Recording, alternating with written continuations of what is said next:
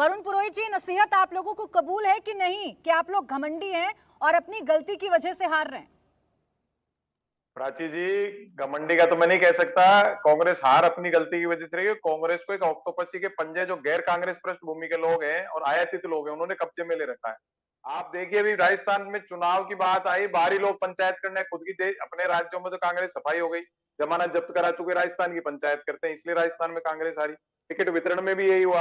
तो जो टिकट वितरण कर रहे हैं वो दिल्ली से आ रहे हैं, जिनकी खुद की जमानत जब्त हो चुकी, 3-3 बार जमानतें जब्त हो गई। ऐसा क्राइटेरिया हो गया कि 3 बार जमानत जब्त कराओ तो राज्यसभा मिलती है। ये मलाई चाटू सेटिंगबाजों के कब्जे में जो कांग्रेस पार्टी आ गई ना, तो कांग्रेस को जो आप कह रहे हो ना बार बार, कांग्रेस को ये सोच, कांग्रेस तो आएगा, कांग्रेस तो हम लोग हैं ग्रास रूट पे।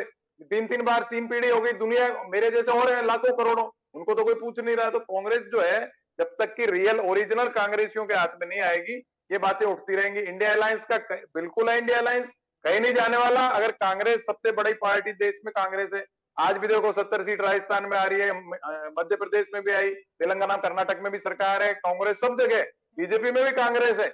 लेकिन कांग्रेस को एक सेंट्रल सिस्टम को दुरुस्त करने की आवश्यकता है। अगर दुरुस्त हो गया, कैडर का रिबिल्ड हो गया, जैनेश्वर यूथ कांग्रेस से होकर के आते थे, कांग्रेस पृष्ठभूमि से आते ठीक थे, है सर, उसको अगर सटीक मैंने 2 विश्लेषण महीने में कर रहे कर हैं आप लिया। अपनी पार्टी का, लेकिन अजीज खान जी और जो उमर अब्दुल्ला कह रहे हैं उस बात से इत्तेफाक रख रहे हैं कि घमंडी हो गई है कांग्रेस। मैं बिल्कुल उसी पे आ रहा हूँ। कांग्रेस घमंडी नहीं है, कांग्रेस का कार्यकर्ता आज भी घमंडी नहीं है। हाँ। जो एटीट्यूड जो दिखा रहे हैं ना, जिनको कांग्रेस की कल्चर नहीं पता, वो आके आगे कब्जे में बैठ गए, सीडब्ल्यूसी में बैठ गए, एआईसीसी में बैठ गए। वही तो कह रहा हूँ, जिसने जमानत जब्त करा ली 3 बार, उसको आप पद दिए जाओगे तो बेशर्म हो जाएगा, तो एटीट्यूड आ इनको जाएगा। बैठाने वाले ऐसी कौन स्थिति है वरुण है। पुरोहित जी? आप लोगों के ऊपर अगर वरीयता दी जा रही है ऐसे लोगों को, तो कौन दे रहा है?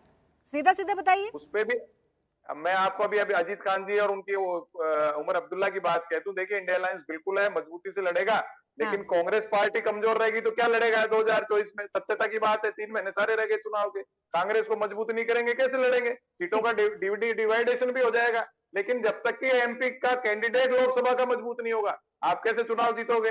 तो लोकसभा के प्रत्याशी तो मजबूत चाहिए, वो जब होगा जब कांग्रेस पार्टी ठीक है, मजबूत तो होगी। राहुल जी, क्या यहाँ से कांग्रेस को अपनी पूरी रणनीति बदलने की जरूरत है? जो बात वरुण पुरोहित जी कह रहे हैं, एक तो वो आपको संगठन को कैसे मजबूत करना है, किन लोगों को आपको वरीयता देनी है, और दूसरा सिलेक्शन ऑफ मुद्दे, ये भी सोचना पड़ेगा आप कांग्रेस को। देखिए, ये ऐसा कोई नई बात तो है नहीं जो कांग्रेस को समझनी चाहिए। ये तो काफ़ी समय से कांग्रेस को समझ आ जानी चाहिए थी कि मुद्दे क्या उठाने चाहिए, किस तरह से उन्हें अपना दिल बड़ा करके बाकी जो पार्टियां हैं उनको अकोमोडेट करना पड़ेगा। अगर देखिए, अगर इन्हें बीजेपी के खिलाफ लोकसभा का चुनाव किसी भी हालत में थोड़ा सा भी उनको चैलेंज करते हुए लड़ना है, तो मुझे लगता है कि इनको ये सोचना पड़ेगा कि बाकी पार्टियों को किस तरह से अकोमोडेट करें। वैसे ही जो अभी दिखाई दे रहा है इस गठबंधन का स्वरूप, उसमें तो अपॉर्चुनिस्टिक लग रहे हैं सारी पार्टियां कि मुझे 4 सीटें नहीं दोगे तो मैं बाहर हो जाऊंगा, मुझे 1 सीट नहीं देंगे। तो ये तो लोकसभा में प्रॉब्लम आएगी कि कांग्रेस सबसे बड़ा दल होने के कारण वो सीटें नहीं देना चाहेगा। अभी भी कांग्रेस ने क्यों सीटें नहीं दी? उसको लगा कि वो जो है मध्य प्रदेश जीत लेगी पूरी तरह से, इसलिए सीटें नहीं दी उन्होंने। तो ये प्रॉब्लम तो यहाँ पे भी आएगी। और दूसरा, बाकी दलों को भी सोचना पड़ेगा। अगर वहाँ पे समाजवादी पार्टी मध्य प्रदेश में 4 सीटें मांग रही थी, तो क्या वो 4 जीत जाती? जो जिस तरह के रिजल्ट अभी आए हैं, 166 पर बीजेपी लगभग खड़ी है, तो वो 4 सीटें भी हार जाती।